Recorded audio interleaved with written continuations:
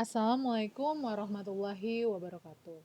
Pada kesempatan kali ini kita masih membahas mengenai error pada sistem pengukuran. Jadi minggu lalu kita sudah membahas mengenai error, kemudian efek pembebanan. Untuk lebih jelasnya kita lihat lagi sistematika yang sudah kita bahas ya sebelumnya.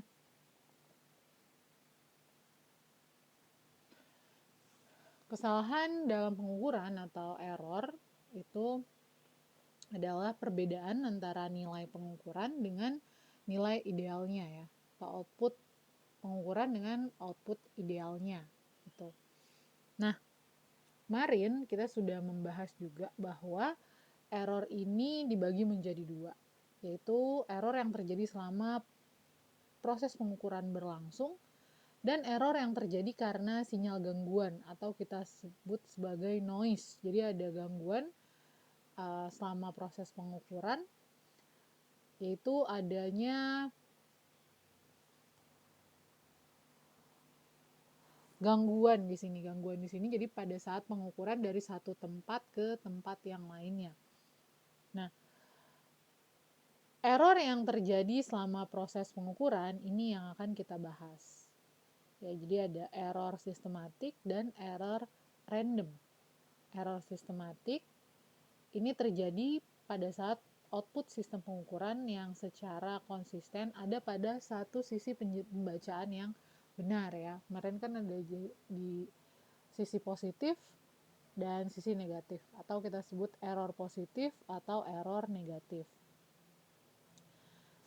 Adapun sumber-sumber error sistematik, kita ulang lagi di sini bisa dari pembengkokan jarum instrumen ukur kalau di analog, kemudian penggunaan instrumen yang tidak dikalibrasi, penyimpangan karakteristik instrumen, perkabelan yang buruk, dan faktor intern, serta gangguan lingkungan. Kita juga sudah membahas kemarin adanya efek pembebanan. Misalnya pada saat kita mengukur temperatur menggunakan termometer merkuri atau bulb thermometer. Ada perpindahan panas ya dari instrumen yang kita ukur. Apabila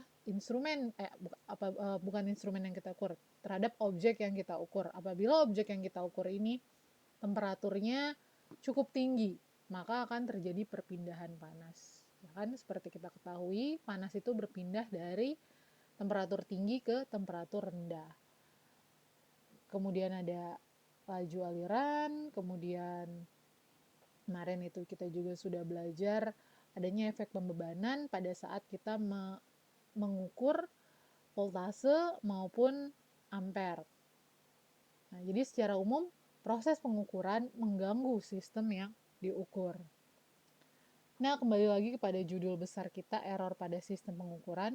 Jadi kita sudah tahu ya sumber error sistematik itu apa saja. Kita akan melanjutkan gimana caranya mereduksi atau mengurangi error sistematik. Di sini kita bisa pertama melakukan desain instrumen secara teliti. Nah, desain instrumen secara teliti ini merupakan senjata yang paling berguna dalam melawan input lingkungan dan mereduksi sensitivitas instrumen terhadap input lingkungan ke tingkat yang serendah mungkin.